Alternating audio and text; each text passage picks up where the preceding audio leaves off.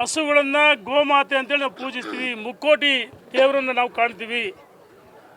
ಇವತ್ತು ತಾಯಿ ಎದೆ ಹಾಲು ಕಡಿಮೆ ಇದೆ, ಮಕ್ಕಳಿಗೆ ಹಾಲನ್ನು ಕುಡಿಸ್ತಾರೆ.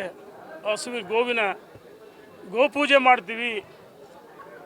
ಇವತ್ತು ಅಧಿಕಾರದಲ್ಲಿರ್ತಕ್ಕಂಥ ಕಾಂಗ್ರೆಸ್ ಎಲ್ಲ ಒಂದು ಕಡೆ ದಪ್ಪ ತೊಗಲಿನ ಚರ್ಮದ ಸರ್ಕಾರ.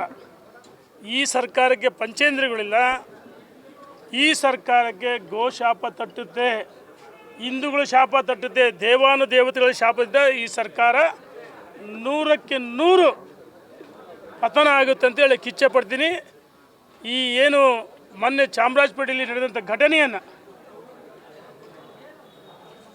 ಏನು ಬಾಯಿಲ್ಲ, ಎಷ್ಟು ಆ ಪ್ರಾಣಿಗಳು ಹಸುಗು ಗೋಮಾತೆ ಏನು ನೋವಿನಿಂದ ನರಳ್ತಾ ಇದ್ದು. ಇದಕ್ಕೆ ಕಾರಣ ಸಿದ್ದರಾಮಯ್ಯನವರ ನೇತೃತ್ವದ ಕಾಂಗ್ರೆಸ್ ಸರ್ಕಾರ ಮತ್ತು ಜಮೀರ್ ಅಹಮದ್ ನೇರವಣೆ. 3 ಹಸುಗಳು ಕೊಡಿಸಿದ್ರೆ ಮುಗಿದೇ ಬಿಡ್ತಾ ನಿಮ್ಮ ಕರ್ತವ್ಯ? ನಾಚಿಕೆ ಆಗಲ್ಲ ಜಮೀರ್ ಅಹಮದ್? ಎಚ್ಚರಿಕೆಯನ್ನು ಕೊಡ್ತಾಯಿದ್ದೀನಿ ಈ ಸರ್ಕಾರಕ್ಕೆ. ಇದೇ ರೀತಿ ಗೋಗಳಿಗೆ ಹಿಂದೂಗಳಿಗೆ ತೊಂದರೆ ಕೊಟ್ಟರೆ ಸಹಿಸಲ್ಲ. ನಾವು ಹೇಳ್ತಿದ್ದೀವಿ, ಕೇವಲ ಆರೋಪಿಗಳನ್ನು ಬಂಧಿಸಿ ಸಾಲದು, ಮುಲಾಜಿಲ್ಲ ಎನ್ಕೌಂಟ್ರ್ ಮಾಡಿ ಬಿಸಾಕ್ಬೇಕಂತ ಸರ್ಕಾರಕ್ಕೆ ನಾನು ಒತ್ತಾಯವನ್ನು ಮಾಡ್ತಾಯಿದ್ದೀನಿ. ರಮೇಶ್ ಜಾರಕಿಹೊಳಿ ಯಾರು? ರಮೇಶ್ ಜಾರಕಿಹೊಳಿ ಯಾರವರು? ರಮೇಶ್ ಜಾರಕಿಹೊಳಿ ನಮ್ಮ ಆಪ್ತರೆ. ಆಯ್ತಣ್ಣ, ಸರ್ಕಾರ ಬರೋಕ್ಕೆ ಅವರೊಬ್ಬರೇ ಕಾರಣ ಅಲ್ಲ. ಮೊದಲು ನಾವು ಭಾರತೀಯ ಜನತಾ ಪಾರ್ಟಿಯವರು 105 ಜನ ಈ ರಾಜ್ಯದ ಜನ ಪ್ರಜ್ಞಾವಂತ ಮತದಾರರು, ಭಾರತೀಯ ಜನತಾ ಪಾರ್ಟಿ ಕಾರ್ಯಕರ್ತರು, ಮುಖಂಡರು 105 ಜನ ಯಡಿಯೂರಪ್ಪನವ್ರು ಮುಖ್ಯಮಂತ್ರಿ ಆಗಬೇಕಂತೇಳಿ ನಮ್ಮನ್ನು ಆಯ್ಕೆ ಮಾಡಿದರು. ಕೆಲವು ತಪ್ಪುಗಳಿಂದ, ಗೊಂದಲಗಳಿಂದ ಯಡಿಯೂರಪ್ಪನವ್ರನ್ನ ರಾಜ್ಯದ ಅಧ್ಯಕ್ಷ ಮಾಡಿದ ಮೇಲೆ ಕೆಲವರು ಗೊಂದಲವನ್ನು ಸೃಷ್ಟಿ ಮಾಡಿ ಅದಕ್ಕೆ 105 ಬಂತು, ಇಲ್ಲ 125-30 ಅಧಿಕಾರದಲ್ಲಿ ಬರ್ತಾಯಿತ್ತು ಅಂದು ಕೆಲವು ಗೊಂದಲ ಸೃಷ್ಟಿ ಮಾಡಿದರು. ಯಡಿಯೂರಪ್ಪನವ್ರು ಮುಖ್ಯಮಂತ್ರಿ ಆಗಬಾರ್ದು ಅಂತೇಳಿ ಒಂದೇ ಉದ್ದೇಶದಿಂದ 2011ರಲ್ಲಿ ಯಡಿಯೂರಪ್ಪನವ್ರು ಇಳಿಸಿದರು. ಅದಕ್ಕೇನಾಯಿತು, 2013ರಲ್ಲಿ ನಾವು ಭಾರತೀಯ ಜನತಾ ಪಾರ್ಟಿಯ ಸಾಮಾನ್ಯ ಕಾರ್ಯಕರ್ತರು, ಶಿಸ್ತಿನ ಸಿಪಾಯಿಗಳು ಏನಾಯಿತು, ಪಕ್ಷ 46 ಸ್ಥಾನಕ್ಕೆ ಬಂತು 2013ರಲ್ಲಿ.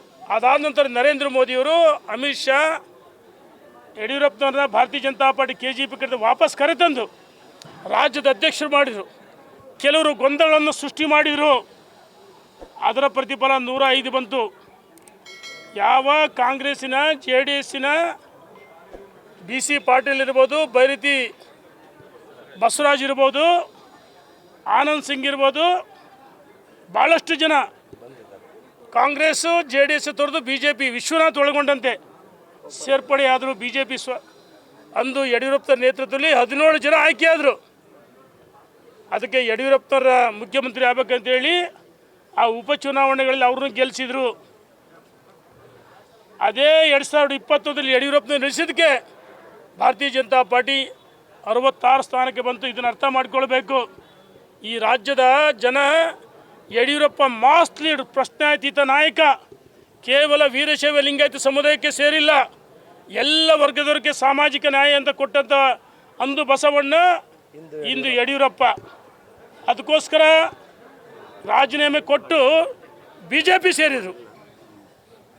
ಆದರೆ ನಾನು ರಮೇಶ್ ಜಾರಕಿಹೊಳಿ ಆತ್ಮೀಯ ಸ್ನೇಹಿತ, ನಾವು ಅವರು ಭಾಳ ಚೆನ್ನಾಗಿದ್ದು ಇಲ್ಲ ಅಂತಲ್ಲ. ಆದರೆ ನಾವು ಹೇಳ್ತಿದ್ದೀವಿ, ಇವತ್ತು BC ಪಾಟೀಲರು, ಬೈರತಿ ಬಸವರಾಜ್, ವಿಶ್ವನಾಥ್, ಗೋಪಾಲಯ್ಯನವರು BJPಯಲ್ಲಿ ಇಲ್ವಾ?